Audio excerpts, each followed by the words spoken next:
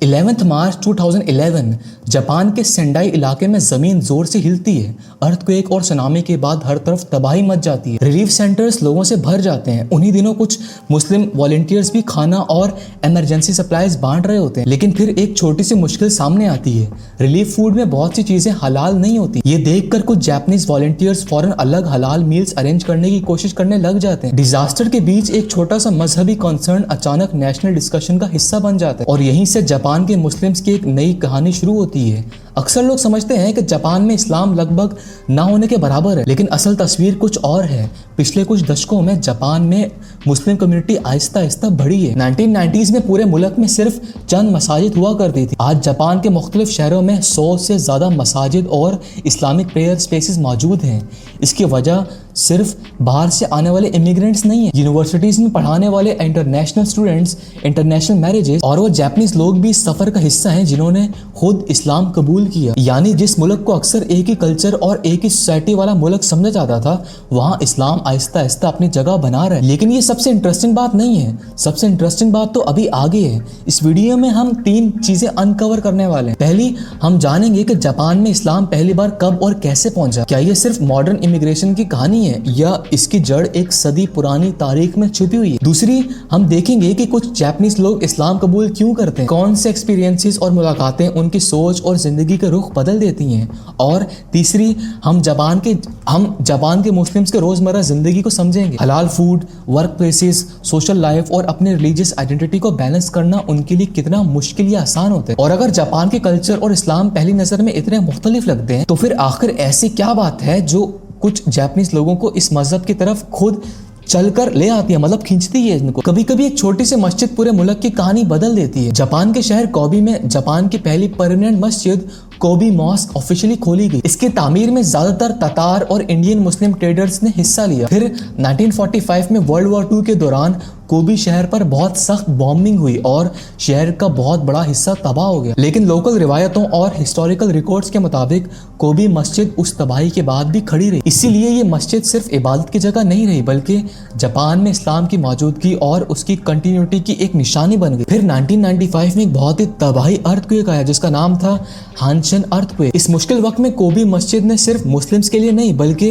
गैर मुस्लिम सर्वाइवल्स के लिए भी शेल्टर और रिलीफ का इंतजाम किया। मतलब लोग भाग भाग कर इस मस्जिद में आ रहे थे, ये सोचकर कि ये मस्जिद भले जितनी मर्जी बॉम्बिंग हो, जितना मर्जी अर्थक्वेक आए, इस मस्जिद को कुछ नहीं हुआ क्योंकि एक बार पहले भी हो चुका है और मस्जिद बिल्कुल सेफ थी।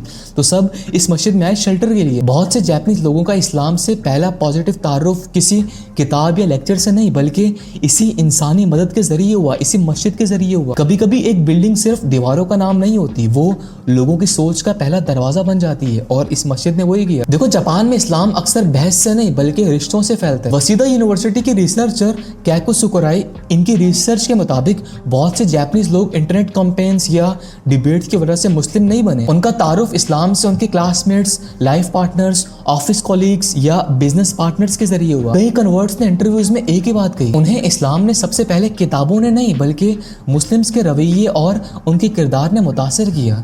इसके साथ एक और इंटरेस्टिंग चीज भी हुई। जापान में बहुत से मुस्लिम्स और जापानीज मैरिजेस भी हुई। इन घरों में बच्चे 2 कल्चर्स के साथ बढ़ते हैं। घर में ईद भी मनाई जाती है और जापानीज न्यू ईयर भी।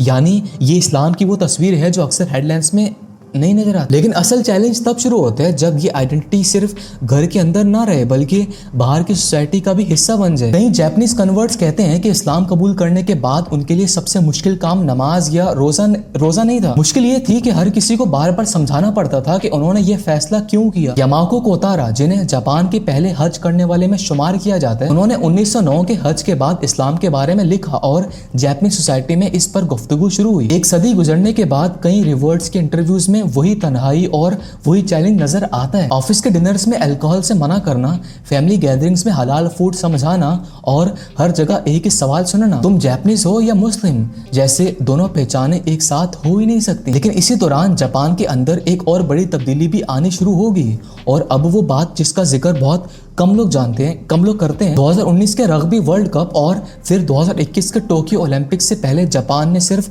स्टेडियम्स और ट्रांसपोर्ट सिस्टम ही तैयार नहीं किए, मुस्लिम विजिटर्स को मद्देनजर रखते हुए हलाल सर्टिफिकेशन, प्रेयर स्पेसेस और मुस्लिम फ्रेंडली टूरिज्म पर भी काफी काम किया गया। होटल्स ने किबला डायरेक्शन कार्ड्स रखने शुरू किए, एयरपोर्ट्स पर प्रेयर रूम्स बढ़ाए गए और कई रेस्टोरेंट्स ने हलाल मेन्यूज इंट्रोड्यूस किए। इसका मकसद सिर्फ रिलीजियस एकोमोडेशन नहीं था, जापान को एहसास हो चुका था कि हर साल मुस्लिम टूरिस्ट की तादाद बढ़ रही है, यानी जिस मजहब को कभी जापान से बहुत दूर समझा जाता था वो आहिस्ता आहिस्ता उसकी इकोनॉमी, टूरिज्म और पब्लिक प्लानिंग का भी हिस्सा बन गया। और शायद सबसे गहरी बात यह है कि जापान में इस्लाम की ग्रोथ किसी एक बड़ी रेवोल्यूशन का नतीजा नहीं बनी, हजारों छोटे छोटे फैसलों, मुलाकातों और इंसानी रवैयों का नतीजा है जिन पर अक्सर किसी की नजर ही नहीं पड़ती। लेकिन इस कहानी की एक और बड़ी लेयर है, शायद सबसे ज्यादा सोचने पर मजबूर करने वाली लेयर। 2004 में जापानीज जर्नलिस्ट शिनसुकी हाशिमुरा को इराक में किडनैपर्स ने अगवा कर लिया था। उनकी रिहाई के लिए जापान के कुछ मुस्लिम ऑर्गेनाइजेशंस ने लोकल अरब लीडर्स और इस्लामिक नेटवर्क्स के जरिए पर्दे के पीछे काफी कोशिश की। ये बात हेडलाइंस का बहुत बड़ा हिस्सा नहीं बनी, लेकिन इस वाकये ने दिखाया कि जापान की